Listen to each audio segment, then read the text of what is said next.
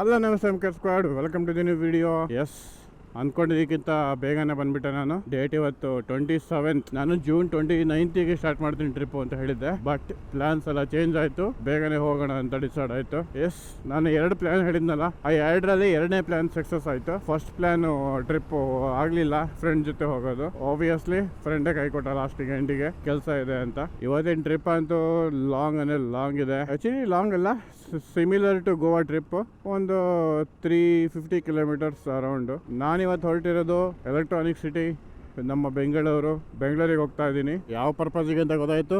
ಬೆಂಗಳೂರಿಗೆ ಏನಕ್ಕೆ ಹೋಗ್ತಾ ಇದ್ದೀನಿ ಅಂದರೆ, ಎಸ್, ಜಾಬಿಗೋಸ್ಕರನೇ. ಬೆಂಗಳೂರಿಗೆ ಹೋಗ್ಬಿಟ್ಟು ಸ್ವಲ್ಪ ಟ್ರಾವೆಲಿಂಗು ಮಾಡ್ದಂಗೆ ಆಗುತ್ತೆ, ಹಾಗೆ ಜಾಬು ಸರ್ಚ್ ಮಾಡ್ದಂಗೆ ಆಗುತ್ತೆ ಅಂತ ಬೆಂಗಳೂರಿಗೆ ಹೊರಟಿದ್ದೀನಿ. ನೋಡೋಣ, ಯಾವ್ದಾದ್ರು ಜಾಬ್ ಸಿಕ್ಕಿದ್ರೆ ಜಾಬಿಗೆ ಜಾಯ್ನ್ ಆಗೋದು, ಇಲ್ಲ ವಾಪಸ್ ಟು ಶಿವಮೊಗ್ಗ. ಬಟ್ ನನಗೆ ಇವಾಗ ವೆರಿ ಇಂಪಾರ್ಟೆಂಟ್ ಪೆಟ್ರೋಲ್ ಬಂಕ್ ಬೇಕು. ಪೆಟ್ರೋಲ್ ಬಂಕು ಇಲ್ಲದ್ರೆ ನನಗೆ ಸಿಗಲಿಲ್ಲ.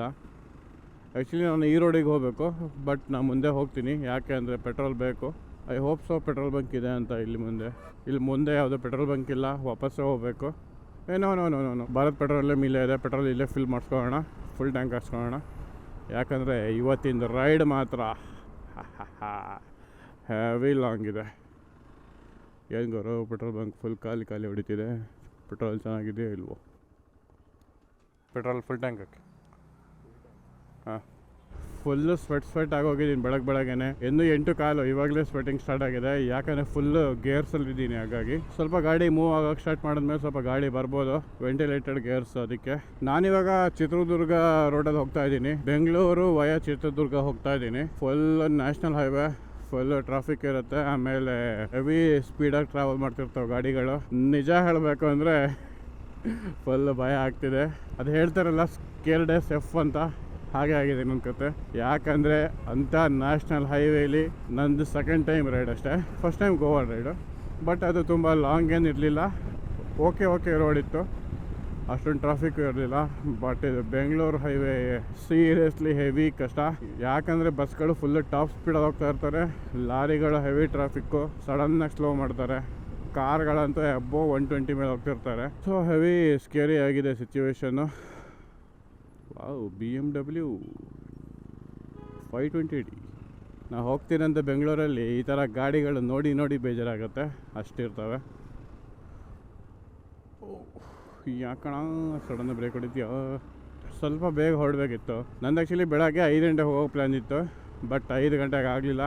ಆಬ್ವಿಯಸ್ಲಿ ನಿಮಗೆಲ್ಲ ಗೊತ್ತಿದೆ, ರೈಡ್ ಇದೆ ಅಂದ ತಕ್ಷಣ ನಿದ್ದೆಗಿದ್ದೆ ಏನೂ ಬರೋಲ್ಲ. ಆಮೇಲೆ ಒಂದು ಸಲ ಪ್ರೊಫೆಷ್ನಲ್ ಮೂಡಿಗೆ ಹಿಡಿದ್ಬಿಟ್ರೆ ಪ್ರೊಫೆಷ್ನಲ್ ಮೂಡಲ್ಲಿ ನಿದ್ದೆನೇ ಬರೋಲ್ಲ. ಯಾವ ಥರ ವೀಡಿಯೋ ರೆಕಾರ್ಡ್ ಮಾಡಬೇಕು, ಯಾವ ಥರ ಶೂಟ್ ಮಾಡಬೇಕು, ಆಮೇಲೆ ಯಾವ ಥರ ಪ್ರಿಕಾಷನ್ಸ್ ತೊಗೊಬೇಕು. ಆಮೇಲೆ ಮ್ಯಾಪಿಂದು ಸಿಚುವೇಶನ್ನು 77% ಇದೆ. 77% ಮೇ ಬಿ ಸಾಕಾಗ್ಬೋದು. ಪವರ್ ಬ್ಯಾಂಕ್ ಏನು ತೊಗೊಂಡಿಲ್ಲ ನಾನು. ಮೇ ಬಿ ಬೆಟರ್ ಅಂದರೆ ಪವರ್ ಸೇವಿಂಗ್ ಮೋಡಿಗೆ ಹಾಕೋಣದು. ಸ್ವಲ್ಪ ಮುಂದೆ ಹೋದ್ಮೇಲೆ ಪವರ್ ಸೇವಿಂಗ್ ಮೋಡಿಗೆ ಹಾಕ್ಕೊತೀನಿ. ಈ ಕ್ಯಾಮ್ರಾ ಅದು ನನಗೆ ಅಷ್ಟು ನಂಬಿಕೆ ಇಲ್ಲ. ಏನು ಹಬ್ಬ ಅಂದರೆ ಇನ್ನೊಂದು 10 ನಿಮಿಷ ಫುಟೇಜ್ ಕೊಡ್ಬೋದಷ್ಟೇ. ಆಲ್ರೆಡಿ ಹಾಫ್ ತೋರಿಸ್ತಾ ಇದೆ ಬ್ಯಾಟ್ರಿ. ಈ ಕ್ಯಾಮ್ರಾ ಸ್ವಲ್ಪ ನಂಬಿಕೆ ಇದೆ, ಯಾಕಂದರೆ ಹೊಸದು, ಆಬ್ವಿಯಸ್ಲಿ ಚೆನ್ನಾಗಿ ವರ್ಕ್ ಆಗಬೇಕು. ಒಂದು 4K 30 FPS ಶೂಟ್ ಮಾಡ್ತಿರೋದಕ್ಕೆ maybe max to max 1 hour ಬರ್ಬೋದು. ಸೊ ಮ್ಯಾಕ್ಸಿಮಮ್ ನೀವು ಈ ಆ್ಯಂಗಲೇ ನೋಡ್ತೀರಾ, ದಯವಿಟ್ಟು ಕ್ಷಮಿಸಿ. ಈ ಆ್ಯಂಗಲಲ್ಲಿ ನಿಮಗೆ ಹೆವಿ ಬೋರ್ ಆಗುತ್ತೆ. ನಿಜ ಹೇಳ್ಬೇಕಂದ್ರೆ ಬೆಳಗ್ಗೆ ಎದ್ದ ತಕ್ಷಣ ನಿದ್ದೆ ಬರ್ತಾಯಿತ್ತು. 7 ಗಂಟೆಗೆ ಎದ್ದು ಹೋಗ್ಬೇಕಾ ಬೇಡವಾ ನಿದ್ದೆ ಕಂಪ್ಲೀಟ್ ಆಗಿಲ್ಲ ಅಂತ ಯೋಚನೆ ಮಾಡ್ತಾಯಿದ್ದೆ. ಬಟ್ ಒಂದು ಸಲ ಸೀಟ್ ಮೇಲೆ ಕೂತ್ಮೇಲೆ ಹೆಲ್ಮೆಟ್ ಹಾಕೊಂಡ್ಮೇಲೆ ಎಕ್ಸೈಟ್ಮೆಂಟ್ ಬಂದೇ ಬರುತ್ತೆ. ನಾನೇ ನಿಮಗೆ ಮತ್ತೆ ಸಿಗ್ತೀನಿ ಚಿತ್ರದುರ್ಗ ಹೈವೇಗೆ ಜಾಯ್ನ್ ಆದಮೇಲೆ, ಅಥವಾ ಮುಂದೆ ಏನಾದ್ರು ಇಂಟ್ರೆಸ್ಟಿಂಗ್ ಕಂಡ್ರೆ ಮತ್ತೆ ನಿಮಗೆ ಸಿಗ್ತೀನಿ. ಸೊ ಅಲ್ಲಿವರೆಗೂ ಸಯೋನಾರ. ಓ ಶೇ, ಯಾವುದೋ ಗಾಡಿ ಈ ನಮ್ಮನೆ ಪಲ್ಟಿ ಹೊಡೆದಿದೆ. ಯಾರು ಗುರಿಯೋದು ಈ ರೇಂಜ್ ಪಲ್ಟಿ ಹೊಡ್ಸ್ಯಾನೆ ಇನ್ನೊಬ್ಬ. ಓ ಶಿಟ್.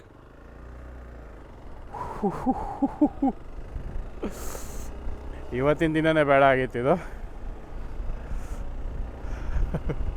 ಇವತ್ತಿನ ದಿನ ಈ ನೆಗೆಟಿವಿಟಿ ಬೇಡ ಆಗಿತ್ತು. ಈ ರೋಡಲ್ಲಿ ಪಲ್ಟಿ ಹೊಡಿಯೋಕೆ ಹೆಂಗೆ ಸಾಧ್ಯ? ಸ್ಟ್ರೈಟ್ ಇದೆ ರೋಡು.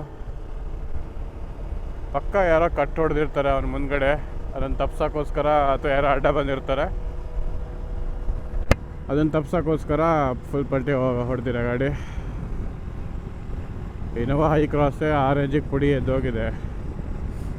ಇನ್ನು ಯಾವ ಗಾಡಿ ತಗೊಂಡ್ರು ಸೇಫ್ಟಿ ಇಲ್ಲಪ್ಪ.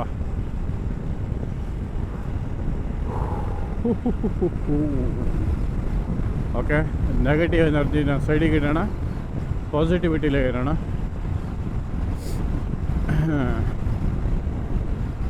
ಅಂತೂ ಫೈನಲಿ ಚಿತ್ರದುರ್ಗ ಎಂಟ್ರಿ ಆಗ್ತಾ ಇದ್ದೀವಿ. ನಮ್ಮ ಚಿತ್ರದುರ್ಗಕ್ಕೆ ಎಂಟ್ರಿ. ಈ ಪ್ಲೇಸಿಗೆ ಮಾತ್ರ ನೆಕ್ಸ್ಟ್ ಲೆವೆಲ್ ಹಿಸ್ಟ್ರಿ ಇದೆ. ಒಂದಿನ ಈ ಪ್ಲೇಸನ್ನು ಎಕ್ಸ್ಪ್ಲೋರ್ ಮಾಡೋಣ. ಏನು ಬ್ಯೂಟಿಫುಲ್ ಆಗಿದೆ ನೋಡಿ, ಒಂದು ಕಲ್ ಮೇಲೆ ಇನ್ನೊಂದು ಕಲ್ಲು ಜೋಡಿಸಿಟ್ಟಂಗೆ ಆಗಿದೆ. ಒಳ್ಳೆ ಸಿಟಿನೂ ಅಷ್ಟೇ ಚೆನ್ನಾಗೇ ಇದೆ, ನೋಡೋಕ್ಕೆ ಕ್ಲೀನಾಗಿದೆ. ರೋಡ್ಸು ಅಷ್ಟೇ ಚೆನ್ನಾಗಿದೆ. ನೋಡಿ ಹೆಂಗೆ ಕಾಣಿಸ್ತಿದೆ ಅಂತ. ಒಂದು ಕಲ್ ಮೇಲೆ ಇನ್ನೊಂದು ಬಂಡೆಕಲ್ಲು ಜೋಡಿಸಿಟ್ಟಂಗಿದೆ. ಅದಕ್ಕೆ ಹೇಳೋದು ನೇಚರ್ ಇಸ್ ವೆರಿ ಬ್ಯೂಟಿಫುಲ್ ಅಂತ. ಆಲ್ಮೋಸ್ಟ್ ಚಿತ್ರದುರ್ಗ ಔಟ್ಸೈಡ್ ಬಂದೆ. ಚಿತ್ರದುರ್ಗ ಟು ಬೆಂಗಳೂರು ಹೈವೇಗೆ ಜಾಯ್ನ್ ಆಗ್ತೀನಿ. ನೋಡಿ ಇದೆ ಹೈವೇ.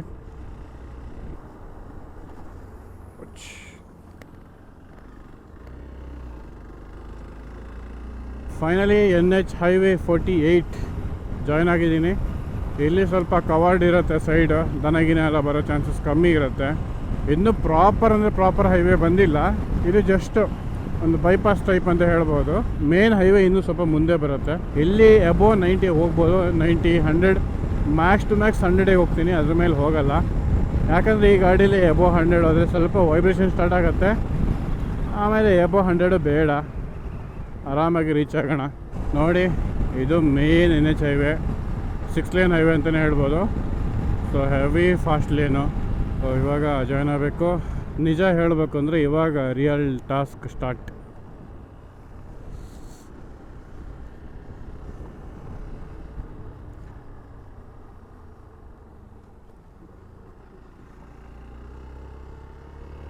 ನಿಮ್ಮಲ್ಲಿ ಕೆಲವರು ಹೇಳ್ತಿರ್ಬೋದು, ಯಾಕಪ್ಪ ಇದಕ್ಕೂ ಇಷ್ಟೆಲ್ಲ ಓವರ್ ಹೈಪ್ ಮಾಡ್ತಾ ಇದೆಯಾ, ಏನು ಹೈವೇಲಿ ಯಾರು ಓಡಾಡೇ ಇಲ್ವಾ ಅಂತ. ಕಾರಲ್ಲಿ ಮಾಡೋಕ್ಕೂ ಬೈಕಲ್ಲಿ ಮಾಡೋಕ್ಕೂ ಡಿಫ್ರೆನ್ಸ್ ಇದೆ. ಅದು 200cc ಬೈಕಲ್ಲಿ ಮಾಡೋಕ್ಕೆ ಡಿಫ್ರೆಂಟ್ ಲೆವೆಲ್ ಟಾಸ್ಕು. ಆಮೇಲೆ ನ್ಯಾಷನಲ್ ಹೈವೇ ಹೆವಿ ಸ್ಪೀಡ್ ಇರುತ್ತೆ ನೋಡಿ, ಪ್ರಾಪರ್ 6 ಲೇನ್ ಹೈವೇ.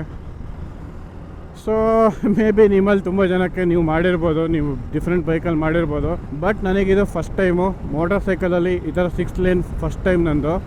ಸೊ ನನಗೆ ಭಯ ಇರುತ್ತೆ. ಗೋವಾದಲ್ಲಿ ಸ್ವಲ್ಪ ಹೊತ್ತು 6 ಲೇನ್ ಹೈವೇಲಿ ಹೋಗಿದ್ದೆ, ಬಟ್ ಅದು ಅಷ್ಟೊಂದು ಎಕ್ಸ್ಟ್ರೀಮ್ ಆಗಿರಲಿಲ್ಲ. ಬಟ್ ಇದು ಬೆಂಗಳೂರು ಹೈವೇ, ಇಲ್ಲಿ ಭಾರಿ ಡೇಂಜರು. ನೋಡಿ ಟೊಯೋಟಾ ವೆಲ್ಫೇರ್ ಹೋಗ್ತಾ ಇದೆ, ಹೆಂಗೆ ಕಾಣಿಸ್ತಿದೆ ಅಲ್ಲ, ನೆಕ್ಸ್ಟ್ ಲೆವೆಲ್ಲು. ಈ ರೋಡಲ್ಲಿ ಒಂದು ಬೆನಿಫಿಟ್ ಏನಪ್ಪ ಅಂದರೆ ಮಸ್ತಾಗಿರೋ ಗಾಡಿಗಳು ನೋಡ್ಬೋದು. ನೋಡಿ ಆರಾಮಾಗಿ 90, 100 ಆರಾಮ್ ಕ್ರೂಸ್ ಮಾಡ್ಬೋದು. ಇಲ್ಲೆಲ್ಲ ನಾರ್ಮಲ್ ರೋಡ್ಗಳ ಥರ ಲೇನ್ ಸ್ವಿಚಿಂಗ್ ಅಷ್ಟೊಂದು ಮಾಡಲ್ಲ, ಸ್ವಲ್ಪ ಡೀಸೆಂಟಾಗಿ ಓಡಿಸ್ತಾರೆ. ಇಲ್ಲಿ ಒಂದು ಬೆನಿಫಿಟ್ ಆಫ್ ದಿಸ್ ರೋಡ್ ಅಂದರೆ ಇಲ್ಲಿ ಮೋಟರ್ ಸೈಕಲ್ಗೂ ಅಲೋ ಮಾಡ್ತಾರೆ. ಬೆಂಗಳೂರು ಮೈಸೂರು ಹೈವೇಲಿ ಮೋಟರ್ ಸೈಕಲ್ ಅಲೋ ಇಲ್ಲ ಅಂತ ಹೇಳಿದ್ದಾರೆ.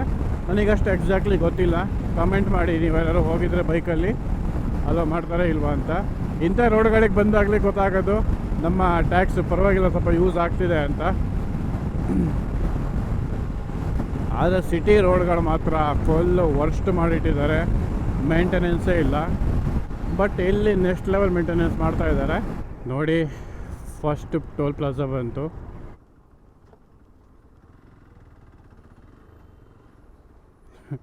ಬೈಕರ್ಸಿಗೆ ನೋಡಿ ಎಷ್ಟು ಸಣ್ಣ ಜಾಗ, ದೊಡ್ಡ ದೊಡ್ಡ ಗಾಡಿ ಎಲ್ಲ ಬಂದುಬಿಟ್ರೆ ಹೋಗೋಕ್ಕೆ ಆಗಲ್ಲ.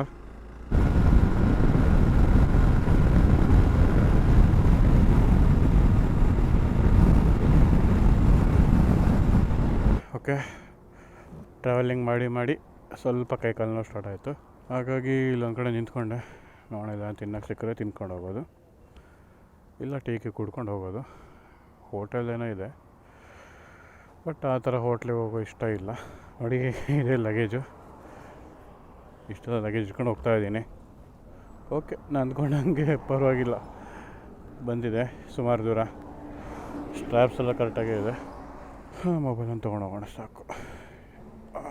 ಮೈ ಕಾಯ್ದೆ ನೋವು ಬಂದಾಯಿತು, ಎಸ್ಪೆಷಲಿ ಕಾಲು. ಇದಕ್ಕೆ ಹೇಳೋದು ಗಾಯ್ಸ್, ಎಕ್ಸಸೈಸ್ ಮಾಡಬೇಕು ಅಂತ. ಇಲ್ಲ ನಂತರ ಆಗ್ತೀರ. ಓಕೆ, ಆಮೇಲೆ ಸಿಗ್ತೀನಿ. ತಿಂಡಿ ಅಂತ ತಿನ್ನಕ್ಕೆ ಹೋಗಲಿಲ್ಲ.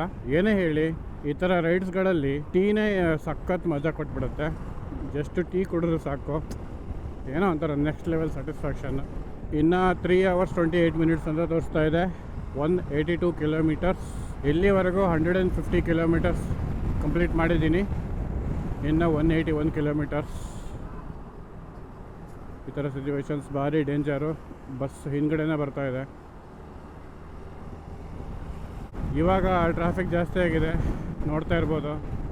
ಈ ಥರ ಎಲ್ಲ ಕಡೆನೂ ವೆಹಿಕಲ್ಸ್ ಹೋಗ್ತಾ ಇದ್ದಾವೆ. ನಮಗೆ ಹೋಗೋ ಜಾಗ ಇಲ್ಲ.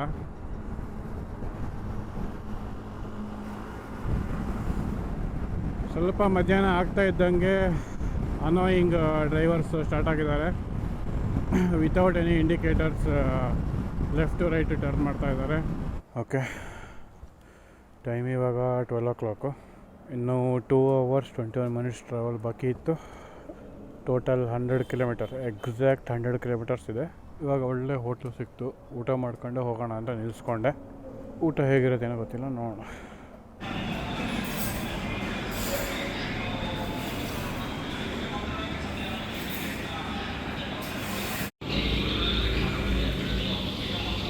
ಓಕೆ, ಊಟ ಮುಗೀತು. Back to road. ಊಟ ಆಲ್ಮೋಸ್ಟ್ ಹಾಫ್ ಆನ್ ಅವರ್ ಆಯಿತು. ಅದಕ್ಕೆ ಮ್ಯಾಪಲ್ಲೂ ಅಷ್ಟೇ ಹಾಫ್ ಆನ್ ಅವರ್ ಡ್ರಾಪ್ ಆಯಿತು. ಮೊದಲು 2:15 ಅಂತ ತೋರಿಸ್ತಿತ್ತು, ಇವಾಗ 3 ಗಂಟೆ ಅಂತ ತೋರಿಸ್ತಾ ಇದೆ. ನೋಡೋಣ ಎಷ್ಟೊತ್ತಾಗುತ್ತೆ ಅಂತ. Welcome to Tumakuru. Nelamangala toll plaza ಅಂತ ಇದೆ ಹೆಸರು. ಬೈಕಲ್ಲಿ ಬರೋದಕ್ಕೆ ಒಂದು ಬೆಸ್ಟ್ ಅಂದರೆ ಬೆಸ್ಟ್ ಅಡ್ವಾಂಟೇಜ್ ಏನು ಗೊತ್ತಾ? ಇವಾಗ ತೋರಿಸ್ತೀನಿ ನೋಡಿ. ಇದು ವಿತೌಟ್ ಎನಿ ಟೋಲ್ ಆರಾಮಾಗಿ ಬರ್ಬೋದು. ಇದೇ ರೋಡನ್ನು ಕಾರಲ್ಲಿ ಏನಾದ್ರು ಹೊಡೆದಿದ್ರೆ ಮಿನಿಮಮ್ ಅಂದರೆ 600 rupees ಕಟ್ಟಬೇಕಿತ್ತು ಟೋಲಿಗೆ ಅಂತಾರೆ. ಇದೇ ಥರ ಲೈಫ್ ಟೈಮ್ ಇದ್ಬಿಡ್ಲಪ್ಪ. ಅಟ್ಲೀಸ್ಟ್ ಇಂಡಿಯಾದಲ್ಲಿ ಹಿಂಗಂತೂ ಇರಲಿ, ಟೋಲ್ಗೆ ಇಲ್ಲಿ ಕಟ್ಟೋದೇ ಬೇಡ ಅಂತ. ತುಮಕೂರಿಗೆ ಎಂಟ್ರಿ ಆದೆ. ಇಲ್ಲಿಂದ ಒಂದು 85 ಕಿಲೋಮೀಟರ್ಸ್ ಇದೆ. ನಿಮ್ಮಲ್ಲಿ ಎಷ್ಟು ಜನ ಇದನ್ನು ನೋಡಿಬಿಟ್ಟು ಚಿಕ್ಕವರಿರ್ತಾ ಏರೋಪ್ಲೇನಿಂದು ವಿಂಗ್ಸ್ ಅಂತ ಅಂದ್ಕೊಂಡಿದ್ರಿ? ಅಂತೂ ಇಂತೂ ಬೆಂಗಳೂರಿಗೆ ಎಂಟ್ರಿ ಆದೆ. ಸೀರಿಯಸ್ ಆಗಿ ಹೇಳಬೇಕು ಅಂದರೆ ಬೆಂಗಳೂರು ರೂಟ್ಸ್ ಹೆವಿ ಕನ್ಫ್ಯೂಷನ್ನು. ಆಮೇಲೆ ಮ್ಯಾಪು ಅಷ್ಟೇ ಫುಲ್ಲು ಸೈಕಾಗುತ್ತೆ, ಕರೆಕ್ಟಾಗಿ ಹೇಳಲ್ಲ. ನನ್ನ ಗೆಸ್ ಪ್ರಕಾರ ನಾನು ನೈಸ್ ರೋಡಲ್ಲೇ ಇದ್ದೀನಿ. ಯಾಕಂದರೆ ಹೋದ ಸಲ ಬಂದಾಗ ಇದೇ ಥರ ರೂಟಲ್ಲೇ ಬಂದಿದೆ.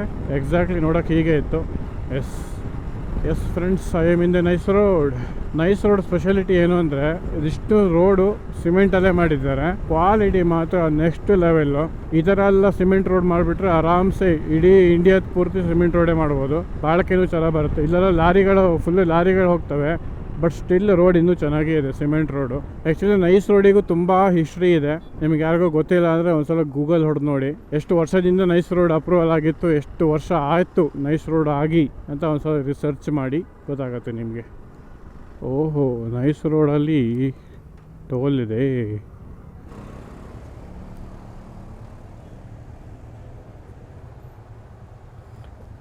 ಸರ್ ಇದು ಎಲೆಕ್ಟ್ರಾನಿಸಿಟಿ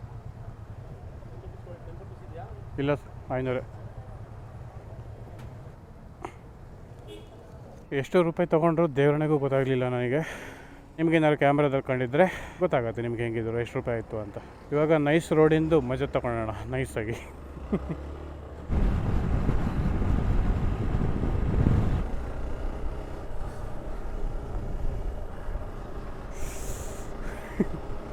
ಬೆಂಗಳೂರು ಮಕ್ಕಳೆಲ್ಲ ವೀಲಿಂಗ್ ಮಾಡ್ತಾರಲ್ಲಪ್ಪ, ಎಂಥವರಿಗೆ ಬಂದುಬಿಟ್ಟೆ.